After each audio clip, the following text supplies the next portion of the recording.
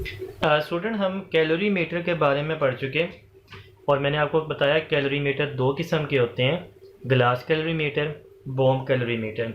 Calorie metre मैयर क्या करते हैं, किसी भी रिएक्शन की इंथैल्पी, जो मर्जी हो, enthalpy of formation, enthalpy of combustion.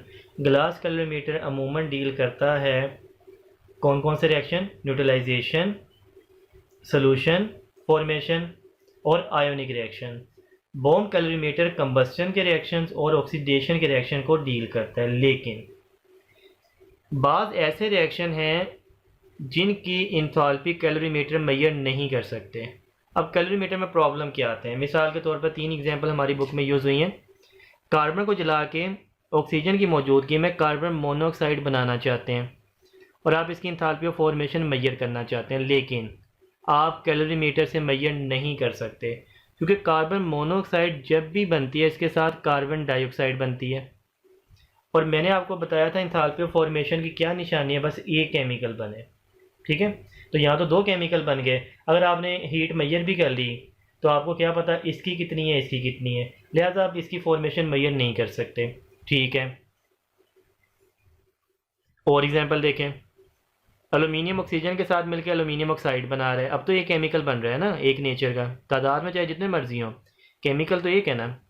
Boron oxygen के साथ मिलकर बोरोन ऑक्साइड बना रहा है। इन दोनों की इंथैल्पी भी आप कैलोरीमीटर में मैयर नहीं कर सकते। भाई क्यों मैयर नहीं कर सकते, यहाँ पे क्या प्रॉब्लम है? तो एलुमिनियम ऑक्सीजन के साथ मुकम्मल तौर पर रिएक्शन करके ये बनाता ही नहीं है। थोड़ा सा रिएक्शन होता है एलुमिनियम का ऑक्सीजन के साथ, उसके बाद क्या होता है, ये जो प्रोडक्ट बनता है ये ऊपर एक लेयर बना लेता है एलुमिनियम ऑक्साइड की और अंदर वाले केमिकल को, अंदर वाले एलुमिनियम को बचा लेता है जलने से। तो जब रिएक्शन मुकम्मल ही नहीं होगा तो इंथैल्पी भी मुकम्मल जवाब नहीं आएगा। ये भी यही काम होता है, बोरोन ऑक्सीजन के साथ मुकम्मल तौर पे ऑक्सीडेशन करते ही नहीं है, तो जब मुकम्मल तौर पे रिएक्शन ही नहीं होता इसका जवाब भी मुकम्मल नहीं आएगा। तो प्रॉब्लम आ गया ना। प्रॉब्लम क्या आया, बॉम्ब कैलोरीमीटर और ग्लास कैलोरीमीटर में ये बाज़ रिएक्शन की इंथैल्पी मैयर नहीं कर सकते। किन किन की? जिनमें एक से ज़्यादा प्रोडक्ट बन जाए या जिनमें रिएक्शन मुकम्मल ना हो। तो अब इस प्रॉब्लम का सलूशन देगा हेसेस लॉ, जो हम पढ़ने जा रहे हैं। Hess's law used to find delta H of those reaction whose value can't be find by calorimeter. जहाँ पे कैलोरीमीटर हाथ खड़े कर देगा भी मेरे बस से बाहर है, वहाँ पे हेसेस लॉ आपके काम आएगा। तो इन तमाम की वैल्यू आप हेसेस लॉ की मदद से निकाल सकते हैं। कैसे? अब समझते हैं हेसेस लॉ है क्या। रिएक्शन है, ए से डी बन रहा है, इसका डेल्टा एच, मैंने इसे डेल्टा एच का नाम दे दिया, जो भी वैल्यू हो। अब इसी रिएक्शन को मैं दूसरे रास्ते से लेके जा रहा हूँ। मैंने पहले ए से बी बनाया, बी से सी बनाया और फिर सी से डी बना लिया। अब देखें, इनिशियल इसमें ए था, फाइनल इसमें डी है। इनिशियल इसमें भी ए है, फाइनल इसमें भी डी है, तो इनिशियल फाइनल आपके सेम है, लेकिन रास्ते का फ़र्क है। तो फर्स्ट करें, पहले स्टेप में इंथैल्पी इसकी थी डेल्टा H1, इसकी थी डेल्टा H2, इसकी थी डेल्टा H3। तो हेसेस लॉ ये कहता है कि जो डायरेक्ट आपने ए से डी बनाया इसकी इंथैल्पी बराबर होगी जो आपने इनडायरेक्ट ए से डी बनाया, पहले स्टेप की, दूसरे स्टेप की और तीसरे स्टेप के सम के बराबर। ठीक है, ये इसकी डेफिनेशन है कि अगर एक रिएक्शन एक से ज़्यादा रास्तों से होता हो तो इंथैल्पी सेम होती है रिगार्डलेस ऑफ द रूट, किसी भी रास्ते पर डिपेंड नहीं करती। ये जो रूट हैं या स्टेप हैं इनकी इंथैल्पी का मजमुआ डायरेक्ट वाली इंथैल्पी के बराबर आना चाहिए और आता भी है। मैं आपको इसी बात को एक बहुत आसान मिसाल से समझाने लगा हूँ। भाई हम एक रास्ता है जिस पे हम ट्रेवल कर रहे हैं। मिसाल के तौर पे आप जाना चाहते हैं साहिवाल से इस्लामाबाद, पहला रास्ता। डायरेक्ट आपको बस मिल गई, आप बस में बैठे, नियर अबाउट 1200 आपने किराया पे किया और आप इस्लामाबाद पहुंच जाएंगे। अब हम चलते हैं जी इनडायरेक्ट। आपको साहिवाल से डायरेक्ट इस्लामाबाद की बस मिली नहीं, आपको साहिवाल से पहले मिली लाहौर की बस और लाहौर से आपको फिर इस्लामाबाद के लिए नई बस में बैठना पड़ा। ये हो गया इनडायरेक्ट। तो जब आप साहिवाल से लाहौर के लिए बैठे आपने पे किए 400 और लाहौर से इस्लामाबाद के लिए आपने पे किया 800। तो भाई टोटल जो डायरेक्ट का किराया था 1200, वो इनडायरेक्ट के किराए के मजमूए के बराबर बन गया ना। तो यही हेसेस लॉ है, बहुत सिंपल सा, कि डायरेक्ट की इंथाल्पी इनडायरेक्ट की इंथाल्पी के मजमूए के बराबर बननी चाहिए, और बनती भी है। मैं आपको इसे नए अंदाज में समझाता हूँ। मिसाल के तौर पे आपने बना लिया जी ए से डी, और जब आपने ए से डी बना लिया 300 हीट एब्जॉर्ब हुई, ठीक है, एंडोथर्मिक रिएक्शन था, आपने ए से डी बना लिया, इतनी हीट एब्जॉर्ब हुई। अब हम चलते हैं एक नए रास्ते से। आप पहले बना लें ए से बी, फिर आप बना लें बी से सी, फिर आप बना लें सी से डी। तो वो देखें इनिशियल और फाइनल सेम है, इस रास्ते में भी इस रास्ते में भी इनिशियल और फाइनल सेम है। ए से बी बनाने पे फ़र्ज़ करें 100 हीट एब्जॉर्ब हुई, बी से सी बनाने पे 100, और सी से डी बनाने पे 100। तो आप देखें हेसेस लॉ के मुताबिक ये वाला 300 बराबर है इन तीनों के मजमूए के, 100 + 100 + 100, ठीक है। ये तो हम एग्जाम्पल पढ़ चुके हैं, लेकिन अब इसे थोड़ा सा चेंज करते हैं। मैंने ए से डी बनाया इस रास्ते से, 300 हीट एब्जॉर्ब हुई। अब मैं डी से ए दोबारा बना रहा हूँ इस रास्ते से। अब मैंने बना लिया जी डी से ए दोबारा, तो जब मैं डी से ए बनाऊंगा तो कितनी हीट इवॉल्व होगी, बराबर 300 के ही। लेकिन अब इवॉल्व होगी क्योंकि अब आप डी से ए की जानिब रिवर्स डायरेक्शन में जा रहे हैं। तो जब ए से डी एब्जॉर्ब हुई तो डी से ए इवॉल्व होगी बराबर इतनी ही। अगर आप दोनों को ऐड करें तो 300 - 300 ज़ीरो, हीट तो ज़ीरो हुई। भाई केमिकल भी तो कैंसिल हो गए, कुछ भी ना बचा। क्यों कुछ नहीं बचा? क्योंकि भाई आप एक क्लोज साइकिल में घूम गए हैं, जहाँ से आपने शुरू किया था एट द एंड वहीं पहुँच गए हैं। तो जब आप साइकिल में क्लोज में ट्रेवल करें तो एनर्जी का सम हमेशा ज़ीरो होता है। तो इसे आप ऐसे लिख सकते हैं समेशन, समेशन से मुराद सम ऐड करना है। किसे ऐड करना है? डेल्टा एच, इंथाल्पी को किसकी? Cycle is always equal to zero. ठीक हो गया। समेशन से मुराद सम किसका? डेल्टा एच का। जब आप साइकिल में घूम गए क्या है? ज़ीरो है। ये Hess's law of conservation of energy के बिल्कुल मुताबिक है। स्टूडेंट, हेसेस लॉ से रिलेटेड जो क्वेश्चंस आते हैं उनमें ज़्यादा चांस होता है कि इक्वेशंस वाले क्वेश्चंस ही आएंगे।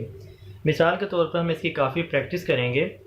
The enthalpy of combustion of graphite and diamond are. Combustion से मुराद है आपने इन केमिकल को जलाना है, हमेशा किसकी मौजूदगी में? ऑक्सीजन की मौजूदगी में। तो आप लिखें सबसे पहले कार्बन, ग्रेफाइट, ऑक्सीजन की मौजूदगी में जलाना है। क्या बनेगा? कार्बन डाइऑक्साइड बनेगा। तो इंथाल्पी ऑफ कंबस्टन ग्रेफाइट की गिवन है -716, साथ में यूनिट जो भी हो। एंड डायमंड आर, और डायमंड को भी कंबस्टन करनी है, डायमंड की भी, और इससे भी आप CO2 ही बनाएंगे ना। और इसकी डेल्टा एच भी गिवन है, वो है -714। तो मुझे अब कैसे पता चला इसकी 716 इसकी 714? तरतीब में पहले ग्रेफाइट का जिक्र आया, पहली वैल्यू उसकी, बाद में डायमंड का जिक्र आया, दूसरी वैल्यू उसकी। ठीक हो, यहाँ तक हमने यूटिलाइज़ किया स्टेटमेंट को और इक्वेशन बना ली। Find delta H of the following reaction, ये अब आपने फाइंड आउट करना है। तो सबसे पहले जब आप इक्वेशन बना चुके हैं, आपने देखना है आपके पास गिवन क्या है और आपके पास रिक्वायर्ड क्या है। Given and required. अभी तो आप इसकी ऐसे ही प्रैक्टिस करेंगे इक्वेशन बना के, लेकिन बाद में जब आप इसकी प्रैक्टिस कर चुकेंगे आपको इतनी ग्रिप आ जाएगी, आप ज़ुबानी जवाब निकाल दिया करेंगे। ठीक है, लेकिन अभी नहीं, अभी आपने प्रैक्टिस करनी है। देखें, जो आपने गिवन है इन्हें यूज़ करना है। यूज़ गिवन कैसे यूज़ करना है? रिक्वायर्ड को सामने रख के। ठीक है, रिक्वायर्ड जैसी इक्वेशन बनानी है गिवन को यूज़ करके। यूज़ गिवन मैंने लिख दिया है। अब देखें कैसे यूज़ करना है। अब आप रिक्वायर्ड को देखें। रिक्वायर्ड आपने हमेशा देखनी है। देखिए रिक्वायर्ड में लेफ़्ट साइड पे क्या है? Carbon graphite. आपके पास एक गिवन इक्वेशन जिसमें कार्बन ग्रेफाइट लेफ़्ट साइड पे है। आपने गिवन इक्वेशन कार्बन ग्रेफाइट वाली वैसे लिख देनी जैसे गिवन है, carbon graphite plus O2 CO2। इसका डेल्टा एच भी वैसे लिख दें -716। ठीक हो गया। अब देखें दोबारा रिक्वायर्ड इक्वेशन को देखें। कार्बन डायमंड राइट साइड पे है, हमारे पास एक इक्वेशन है जिसमें कार्बन डायमंड लेफ्ट साइड पे है, इक्वेशन 2, ये इक्वेशन 1 इसे कहते हैं, इक्वेशन 2। तो हमें क्या बनाना है, कार्बन डायमंड राइट साइड पे, इस इक्वेशन में कार्बन डायमंड लेफ्ट साइड पे है। आपने इक्वेशन 2 को रिवर्स करके लिखना है यहाँ पे। तो इक्वेशन 2 को रिवर्स करके लिखें, उसका प्रोडक्ट हो जाएगा रिएक्टेंट, और उसका रिएक्टेंट हो जाएगा product carbon diamond plus O2। जब आप किसी इक्वेशन को रिवर्स करें तो उसकी वैल्यू को भी लाजमी रिवर्स करें। प्लस 714 हो गया। अब आपने दोनों इक्वेशन को ऐड कर देना है जो आपने न्यू बनाई है। जब दोनों इक्वेशन को ऐड करेंगे, CO2 से कैंसिल हो गया, O2 से कैंसिल हो गया। हमेशा रिएक्टेंट प्रोडक्ट से कैंसिल हो सकते हैं। यहाँ पे क्या बचा जी, कार्बन ग्रेफाइट, यहाँ पे क्या बचा जी, कार्बन डायमंड, डेल्टा H क्या बचा 716, ये प्लस माइनस 2, ठीक हो गया। तो भी आपने डेल्टा H इस इक्वेशन का निकालना था ना, देखें वही नहीं बन गई, कार्बन ग्रेफाइट कार्बन डायमंड। तो इस अंदाज में से लेके चलना है। देखें इसकी मजीद प्रैक्टिस करते हैं। Enthalpy of formation of liquid water and gaseous water are these. तो आपको लिक्विड वाटर बनाना है, जाहिर बात है कैसे बनेगा, हाइड्रोजन प्लस ऑक्सीजन, ये बन गया जी वाटर, और साथ में आप लिख दें इसके नीचे लिक्विड। इसकी डेल्टा H है, लिक्विड वाटर पहले जिक्र आया तो पहली वैल्यू -285। अब आप दोबारा रिएक्टेंट से वाटर बनाएं, लेकिन अब के वाटर आपने बनाना है गैसियस। इसकी डेल्टा H है -241, ठीक हो गया। ये तो हमारे पास गिवन थी। Find delta H of evaporation of water. भाई अब आप वाटर की इवेपोरेशन की इक्वेशन बनाएं। लिक्विड वाटर इवेपोरेट होके गैसियस वाटर बनाता है, आपने इसका डेल्टा H निकालना है। नहायत ही दिलचस्प क्वेश्चन है, बहुत आसान, बहुत मज़े का। ये क्वेश्चन है ही बहुत मज़े के, मज़ा आता है इन्हें करके। देखें अब आपने गिवन को यूज़ करना है। मैं यहाँ लिख देता हूँ यूज़ गिवन, गिवन को यूज़ करना है, लेकिन रिक्वायर्ड को माइंड में रखना है, रिक्वायर्ड को देखना ज़रूर है। देखें रिक्वायर्ड में लिक्विड वाटर लेफ्ट साइड पे है, हमारे पास लिक्विड वाटर राइट साइड पे है, इसे रिवर्स करेंगे। तो पहली इक्वेशन तो आपने रिवर्स कर दी, water liquid after reaction hydrogen plus half O2। भाई जब आपने इक्वेशन रिवर्स किया तो उसकी वैल्यू भी आपने रिवर्स करनी है, प्लस 285, माइनस के बजाय प्लस हो गया। दोबारा रिक्वायर्ड को देखेंगे, वाटर गैस राइट साइड पे है, इस इक्वेशन में वाटर गैस राइट साइड पे, इसे एज इट इज़ लिखेंगे दूसरी वाली को। तो H2 plus half O2 after reaction H2O gas, इसकी वैल्यू भी वैसे लिखेंगे, delta H is equal to -241। भाई जब आपने इक्वेशन को दोबारा रीअरेंज कर लिया, अब आप दोनों इक्वेशन को ऐड कर दीजिए। इक्वेशन ऐड करेंगे, लाइक थिंग्स कैंसिल आउट हो जाएंगे, ये इससे गया, ये इससे गया। यहाँ पे क्या बचा, H2O लिक्विड, यहाँ पे क्या बचा, H2O गैस। डेल्टा H कितना बचा, इसमें से ये माइनस करेंगे तो प्लस नियर अबाउट 44। आपको ये क्लेम कर सकता है सर ये तो हमें ज़ुबानी ही आता, तो हमें क्या कैलकुलेशन करने की ज़रूरत पड़ी थी, आप ऐसे ही लिख देते हैं। तो कैलकुलेशन फिर भी करें अगर आपको ऐसे इक्वेशन वाली क्वेश्चंस आएँ, क्योंकि ये वैल्यूज़ चेंज हो सकती हैं और आंसर भी चेंज हो सकते हैं। थ्योरेटिकल वैल्यू दी जा सकती है, ज़रूरी नहीं कि एग्जैक्टली यही जवाब है। आपने अपनी क्वेश्चन से कैलकुलेशन करके जवाब निकालना है ताकि वो सही हो। स्टूडेंट देखिए मज़ीद प्रैक्टिस करते हैं। क्वेश्चन है heat of combustion of graphite and CO are -393 kilo joule per mole and -283 kilo joule per mole. Find the heat of formation of CO। तो सबसे पहले तो जो भी आपको गिवन इक्वेशन है उसे बनाएं, बनाना शुरू करते हैं। Heat of combustion of graphite, graphite carbon को ही बोलते हैं। कंबस्शन मीन्स ऑक्सीजन की मौजूदगी में जलाएंगे, CO2 बनेगा। डेल्टा H कितनी गिवन है, -393। यूनिट वगैरह लिखने की ज़रूरत नहीं है। एंड CO, अब CO की कंबस्शन आपने करवानी है, CO को भी ऑक्सीजन की मौजूदगी में जलाना है, CO2 बनेगा। इसकी डेल्टा H गिवन है -283। अब एक चीज़ माइंड में रखिएगा, इन तमाम इक्वेशन में यहाँ पे नंबर ऑफ मोल से आपने 1 ही लेने हैं। तो ये नहीं कि ऑक्सीजन O2 है तो यहाँ 2 लगा दें, 2CO बना लें या 2CO2 बना दें, वो गलत हो जाएगा। आपने हमेशा ऑक्सीजन इस अंदाज में बैलेंस करने, फ्रैक्शन में चाहे ऑक्सीजन बैलेंस करने पड़े कि शुरू वाले स्टार्टिंग मटेरियल की नंबर चेंज ना हो, ठीक है, ये हमारे पास गिवन इक्वेशन है। और हमारे पास अब देखें रिक्वायर्ड इक्वेशन क्या है, find heat of formation of CO। आपने CO की फॉर्मेशन CO कैसे बनेगा भाई, कार्बन और ऑक्सीजन के मिलने से बनेगा ना, तो आपने CO की इक्वेशन बनानी है, इसकी डेल्टा एच निकालनी है। तो ये है जी रिक्वायर्ड और वो है गिवन। तो गिवन को यूज़ करें और रिक्वायर्ड बनाएं। तो रिक्वायर्ड में लेफ्ट साइड पे कार्बन है, पहली इक्वेशन में लेफ्ट साइड पे कार्बन है, पहली को वैसे लिखें, उसका डेल्टा एच भी वैसे लिखें -393। फिर देखें रिक्वायर्ड को, लेफ्ट राइट साइड पे क्या है, कार्बन मोनोऑक्साइड। इस इक्वेशन में लेफ्ट साइड पे कार्बन मोनोऑक्साइड है, तो क्या करेंगे, इस इक्वेशन को रिवर्स करेंगे, CO2 CO plus half O2। जिस इक्वेशन को रिवर्स किया उसकी वैल्यू भी आप रिवर्स करेंगे, +283। अब आप दोनों इक्वेशन को ऐड करें, ये इससे कैंसिल आउट हो गया भाई, ये हाफ ऑक्सीजन इस हाफ ऑक्सीजन से, तो बाकी हाफ ऑक्सीजन बचेगी। यहाँ पे क्या बचा, CO, डेल्टा एच निकाल लीजिएगा, ये -110 के करीब आ जाएगी तकरीबन। नेक्स्ट क्वेश्चन देखिए, heat of combustion of ethylene, hydrogen and ethane are. भाई तीन केमिकल को जलाना है, सबसे पहले जलाते हैं जी इथिलीन को, ये होता है डबल बॉन्ड वाला केमिकल, C2H4। ऑक्सीजन की मौजूदगी में जलाएंगे, क्या बनेगा, 2CO2 प्लस 2H2O। इसकी इंथाल्पी कितनी है, -337, ये मैंने लिख ली। इथिलीन के बाद हाइड्रोजन है, हाइड्रोजन को आपने जलाना है और हाइड्रोजन के जलने के वाले वाटर बनता है H2O। इसकी डेल्टा एच कितनी गिवन है, -68। तीसरा क्या है, इथेन, C2H6, इसे जलाना है, क्या बनेगा, कार्बन डाइऑक्साइड एंड वाटर।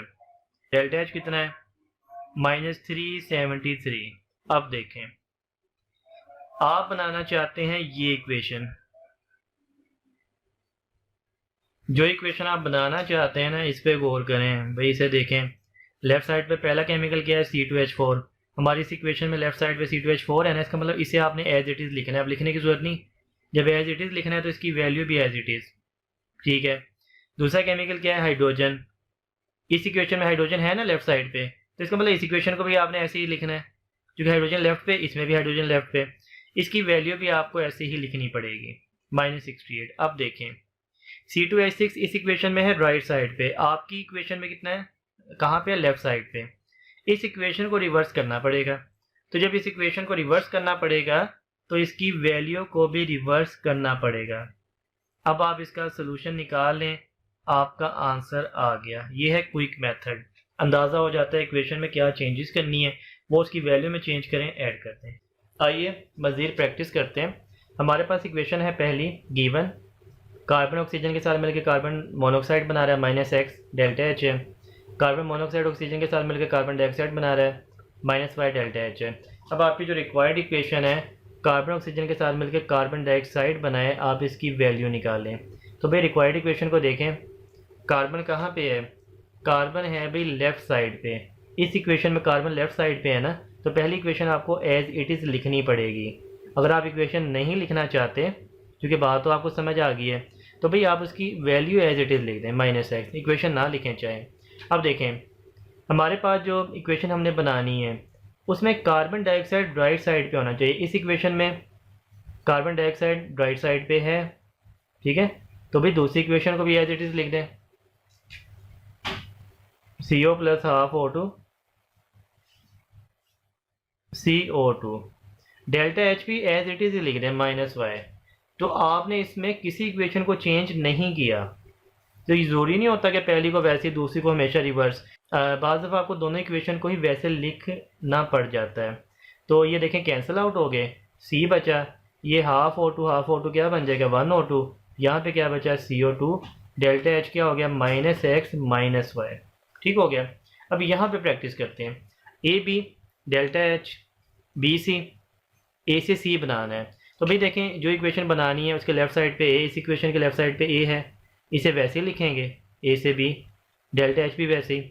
फिर आपने जो इक्वेशन बनानी है C राइट पे होना चाहिए, इसके C राइट पे है, इसे भी वैसे ही लिखेंगे, और इसका Y भी वैसे ही। तो आप दोनों को ऐड करें, B से कैंसिल, A से C बन गया, और ये क्या हो गया, x प्लस वाई इसका आंसर भी आ गया। ठीक हो गया। अब देखें a से b बनाना है ये है, c से b बनाना है ये है, अब a से c बनाएं। पॉज करें, वीडियो को खुद बनाएं। तो देखें इस इक्वेशन में लेफ्ट साइड पे a, हमने लेफ्ट साइड पे a लेके आना है, तो पहली इक्वेशन वैसे माइनस एक्स भी वैसे।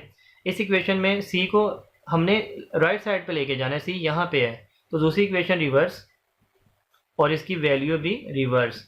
अब आप दोनों इक्वेशन को ऐड कीजिए, a से c आपका बन भी गया।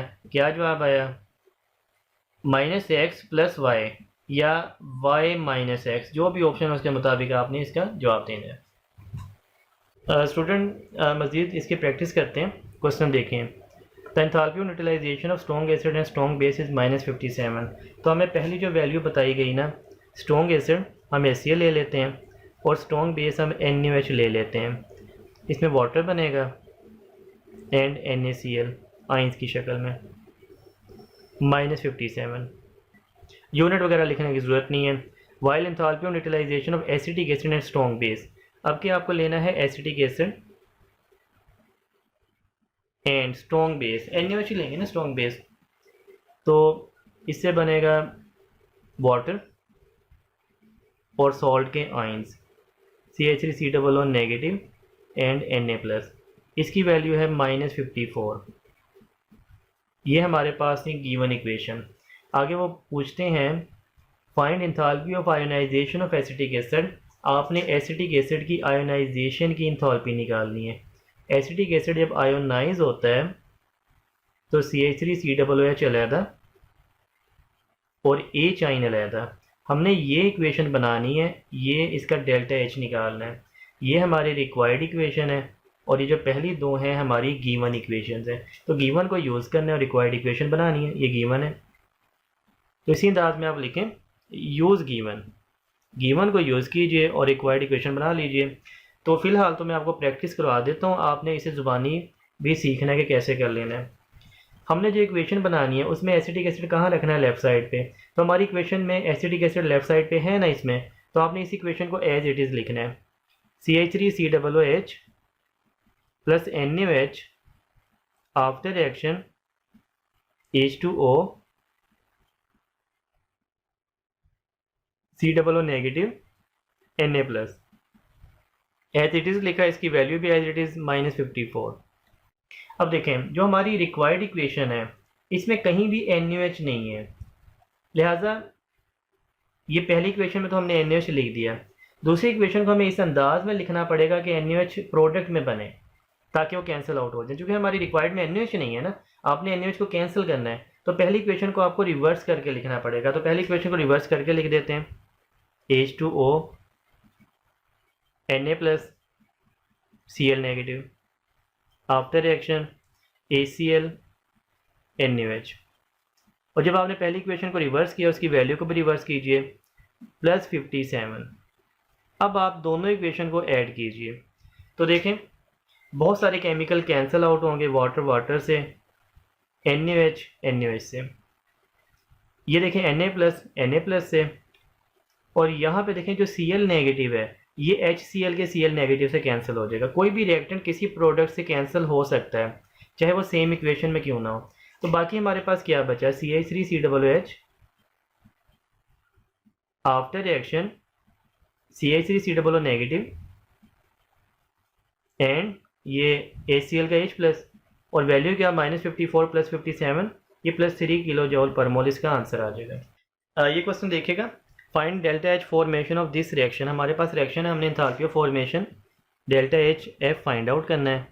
तो इसके लिए हमारे पास जो है ना फॉर्मेशन Fe2O3 की दी है ये, और हमारे पास Al2O3 की है ये। हमारे पास एलुमिनियम और आयरन की ना तो डिकम्पोजिशन है ना फॉर्मेशन है। तो हमने पढ़ा था जो फ्री एलिमेंट होते हैं ना फ्री स्टेट में, उनकी एंथैल्पी ऑफ फॉर्मेशन आपने ज़ीरो ही कंसीडर करनी होती है। तो ये एलुमिनियम ये ज़ीरो ही समझें, इसे आप इग्नोर कर दें, या आयरन इसे भी ज़ीरो ही समझें। तो आप देखें Fe2O3 इस रिएक्शन में क्या हो रहा है, Fe2O3 रिएक्टेंट है और Al2O3 प्रोडक्ट है। अगर आप बाकी एलिमेंट को इग्नोर कर दें, Fe2O3 डिकम्पोज हो रहा है, तो Fe2O3 की फॉर्मेशन है -824, आप यहाँ +824 लिखेंगे क्योंकि डिकम्पोज हो रहा है। और Al2O3 बन रहा है, उसकी फॉर्मेशन है -1675, उसे माइनस के साथ ही लिखेंगे। तो इन दोनों का डिफरेंस जब आप निकालेंगे तो इसका आंसर आ जाएगा -851। स्टूडेंट ये क्वेश्चन देखेगा, find delta H of combustion of methane. हमारे पास इक्वेशन है CH4 + 2O2 CO2 + 2H2O। Delta H आपने फाइंड आउट करना है। गिवन इक्वेशन आपको 3 दी गई हैं। तो अब मैंने आपकी इतनी प्रैक्टिस करवा दी है कि अब आपको गिवन इक्वेशन ऐड करके फाइनल इक्वेशन बनाने की ज़रूरत नहीं, वैल्यूज से ही अब आपने आंसर निकालना सीखना है और इसी की प्रैक्टिस करनी है। देखें हमारी जो रिक्वायर्ड इक्वेशन है उसमें CH4 लेफ़्ट साइड पे है, हमारी इस इक्वेशन में CH4 राइट साइड पे है। तो आप क्या करेंगे, इस इक्वेशन को रिवर्स करके लिखेंगे तो इसकी वैल्यू +74 हो जाएगी। दोबारा देखें, हमारी जो रिक्वायर्ड इक्वेशन है CO2 राइट साइड पे, यहाँ CO2 राइट साइड पे एज इट इज़ लिखेंगे, वैल्यू भी एज इट इज़ -393। हमारे 2 वाटर हैं रिक्वायर्ड इक्वेशन में, यहाँ इस इक्वेशन में 1 वाटर बन रहा है। तो आपको इस इक्वेशन को 2 से मल्टीप्लाई करके एज इट इज़ लिखना है। तो -285 मल्टीप्लाइड बाई 2 -570। तो अब आप इन तमाम को ऐड कर लीजिए, -889 ये इसका आंसर आ जाएगा।